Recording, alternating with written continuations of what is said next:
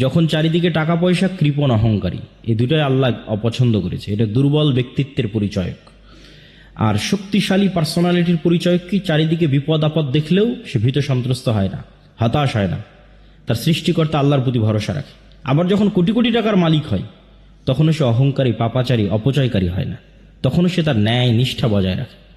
এই ব্যক্তিত্ব অর্জন করতে পারলে আপনার ধন সম্পদ আপনার কাছে দীর্ঘদিন কন্টিনিউ করবে। সম্মানিত উপস্থিতি, আমি আমার বক্তব্যকে দীর্ঘায়িত করতে চাই না। রিজিক অন্বেষণের প্রতি উৎসাহিত করতে গিয়ে একটি ছোট্ট ঘটনা বলে আমার বক্তব্য শেষ করবো ইনশাল্লাহ। আব্দুর রহমান বিন আউফ যখন মক্কা থেকে হিজরত করেন, তখন অত্যন্ত খালি, জীর্ণ শীর্ণ, রিক্ত হস্তে মক্কা থেকে মদিনায় গেছেন।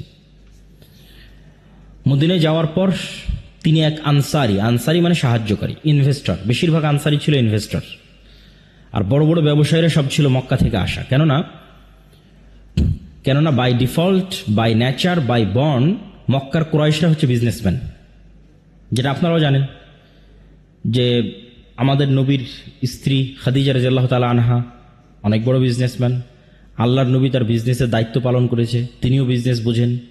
ঠিক আছে, বদরের যুদ্ধ হলো কেন? আবু সুফিয়ানদের কন্টিনিউয়াস বিজনেস চলতো সিরিয়ার সাথে। ওই বিজনেস যে রুটটা ছিল, ওই রুটটা আল্লাহ